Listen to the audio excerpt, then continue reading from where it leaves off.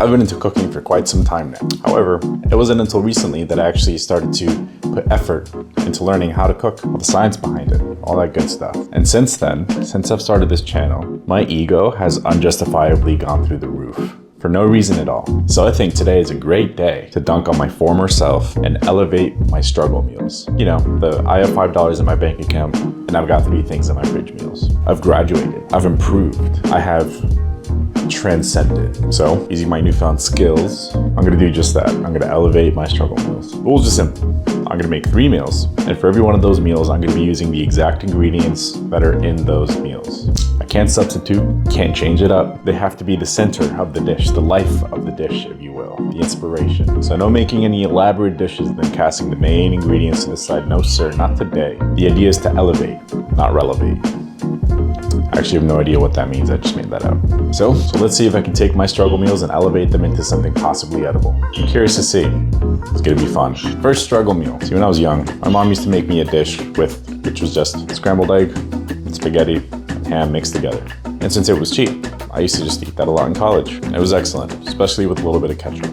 I know, don't judge me. So I wanna take that idea of the spaghetti with the ham and egg and I wanna make it my own. There's no recipe here, this is pure improv at this point. I'm going off the rails. Coming up with this one felt kind of natural and it just kind of clicked. I've recently been learning how to cook pasta in a nice olive oil sauce. So I kind of wanted to take that inspo and use it for this dish. So first thing I'm going to do is I'm going to be cutting up the ham.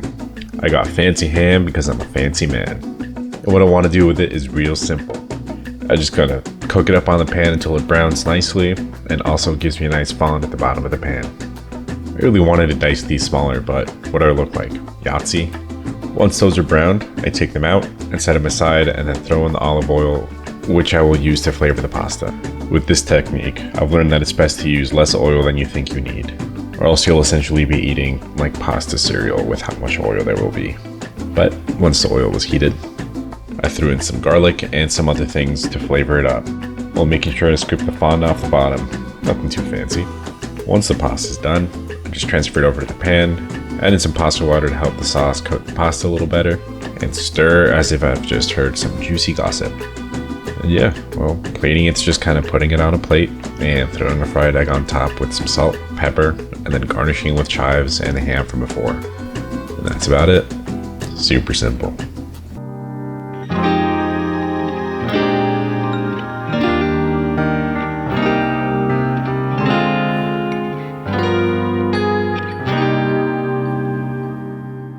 Okay folks, it's time to taste the pasta.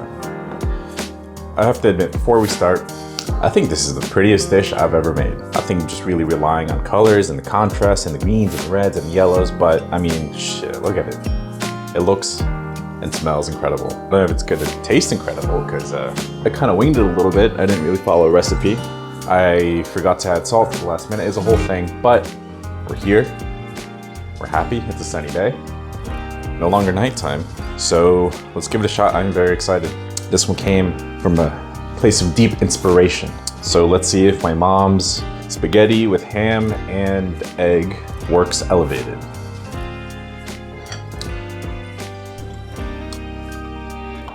Oh yeah. Oh yeah. Oh yes. Okay, that's a banger. I was a little afraid because I've never really cooked olive oil before. Like it was just in the pan, just cooking away. And there was a lot of it, so I was a little nervous, but I think the pasta absorbed all of it. And then I put the pasta water in there. That's a trick I've seen everywhere. And coated everything perfectly. And the olive oil did pick up a little bit of the ham taste, which is exactly what I wanted. Because I am a genius. As you can probably tell by now, I am on the same level as all Michelin chefs. This worked out really good. I would say it's just like my mom used to make it. This is not how she used to make it. Sorry, Mom. This might be a 10 out of 10, and this might be one of those dishes that I just keep around. I mean, this was super easy to make, took 10 minutes. And there's ingredients I already had. So it's not fancy, I can just whip this up super quick. So this is a recipe I'm gonna keep in my back pocket. I am yapping, let's move on. That was yummy, yummy, yummy in my tummy. My favorite struggle meal, tuna and crackers. So simple yet so unbearably good. But I've been thinking, how the hell am I gonna elevate tuna and crackers? Well, I'm getting a little experimental here. This one's a little crazy. I don't know if it's gonna be any good. Probably won't be, but we will see. You see, I grew up in Miami, which means I was never more than like 80 feet away from some mouth-watering Cuban food. Now, what's this got to do with tuna and crackers, you may ask? Let me tell you. Croquetas. That's right. It's gonna be my crazy idea. I know it sounds insane, and there's a good chance it's gonna be dog shit, but god damn it, I need to try. It's been stuck in my head for a couple days now. How I'm gonna do it, how I'm gonna execute it, how it's gonna taste, most importantly. Pioneers didn't pay the way with sunshines and rainbows. No. They had to come up with a couple of bad ideas to see what's good. And that's exactly what I'm gonna do today. Let's get freaky. I am in uncharted territory here. Actually, that's not true. This is the second attempt at this dish, because the first attempt was a miserable disaster. So I'm here, trying again. I didn't even get to taste it the first time because my croquettes fell apart in the oil, and it was just only tuna and some wax sauce floating around. So I'm trying again with some new knowledge. Once my mushrooms are diced up finally, I just throw them in the pan to saute them for a bit before I build the sauce. I just want to brown them up a little bit to get some good flavor going. Once I like where they are, I just throw in the heavy cream, and honestly, that's it. Last time I used white wine as well, but the more I thought about it, the more I didn't think it belonged in the dish. This should give me a creamier, more mushroom-forward filling. I then tried my absolute best to thicken it up so it didn't fall apart. Once she was looking thicker than a Pixar mom, I threw in the tuna. Last time my croquettes fell apart because I did research and apparently I didn't have a good binder.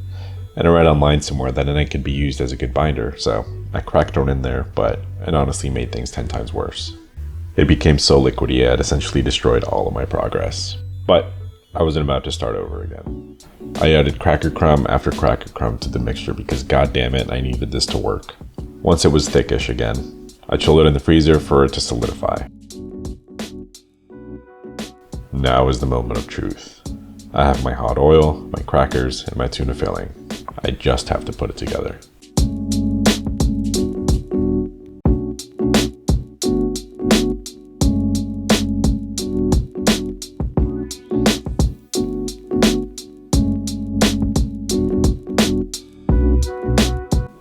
Okay, it seems to be holding up a little better. The shapes could use a lot of work, but I'm not complaining yet.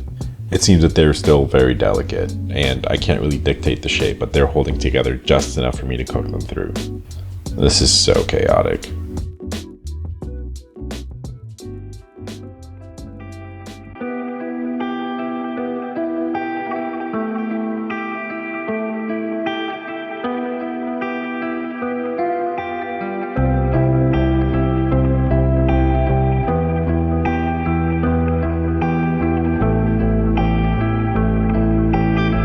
Okay, we have to talk about these croquettes.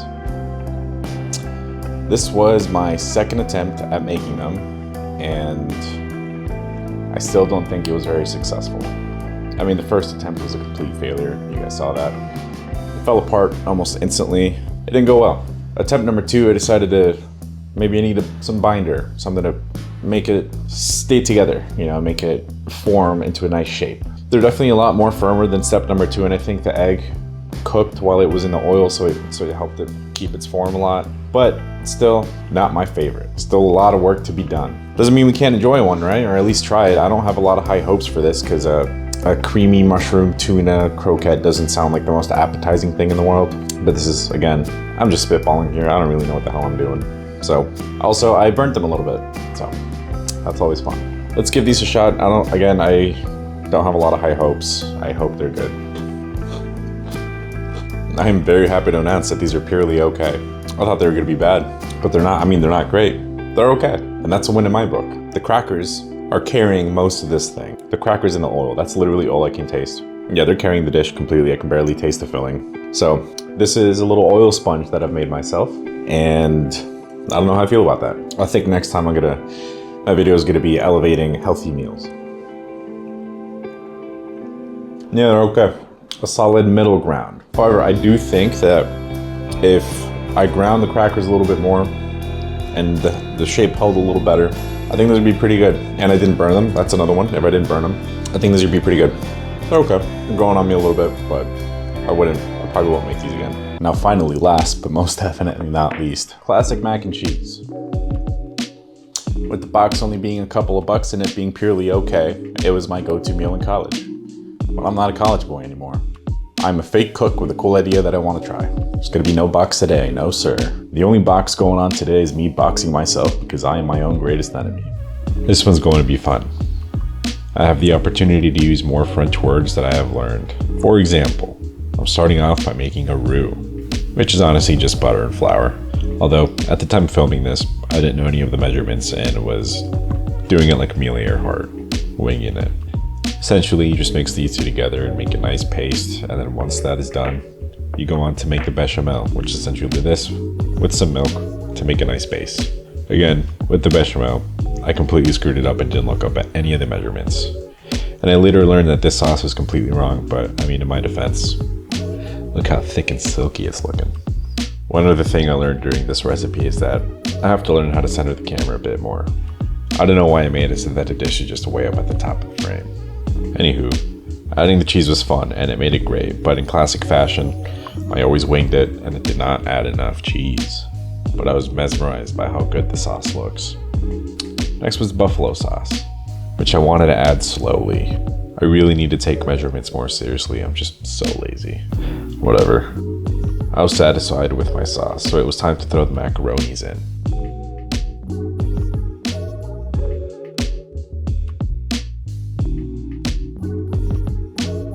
Once the macaronis were in, I couldn't be upsetty spaghetti. You know what I mean, fettuccine? The chicken I baked was finally done, so I took it out of the oven and shredded her apart so I could add it to the dish. I kept the chicken simple, no seasoning because I didn't want it to overpower the dish, just some salt. From here on out, it's just real simple. Add chicken, top off the rest with some more cheese and some blue cheese, and throw it in the oven. And then just wait.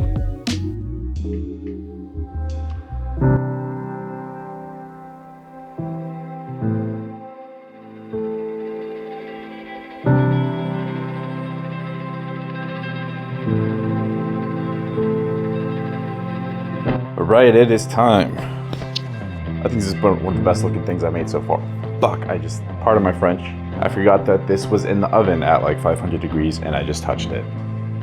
The hot cast iron, man. Anyway, I didn't expect to get a result this good. I don't know what I expected, but it wasn't this. And I'm very happy about it. And that sauce, that cheese sauce, I was kind of winging it. I briefly Googled how to make a roux or whatever. And then I was just like, okay, 3 ingredients, so I'll put it together. And I don't know if you saw it, but that sauce was thicker than a Snicker. I'm pretty sure I'm gonna get a call from Pixar soon because they're gonna want me to animate their next mom. Damn, that sauce was looking good, good, good. Overall, solid recipe. I felt strong, I felt confident, and this looks and smells incredible. So I'm gonna take a bite. I think there's enough calories in here though to pacify a small nation, so I can't eat the whole thing today, even though I really want to. Let's give it a shot. Oh my God. I can't believe I made this.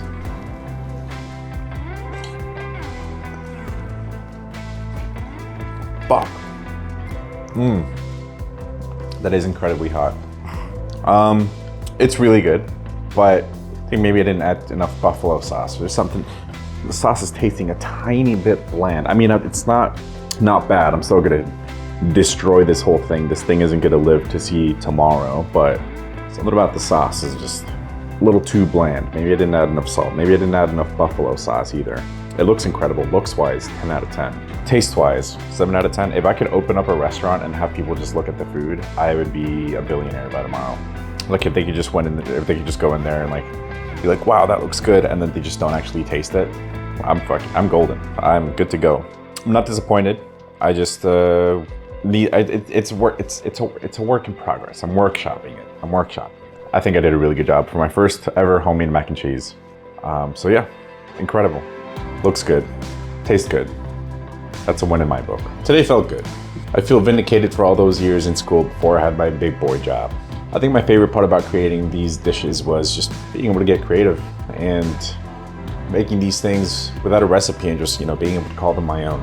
It felt good to just kind of dream something up from scratch and just kind of see it come to life, Although I did have some failures, I'm not gonna lie. There's a couple of failures. I think I did pretty good. We all struggle. And sometimes it's important to look back on those struggles and flex on yourself to see how far you've come. even if you've got a bit of ways to go. Thank you for watching.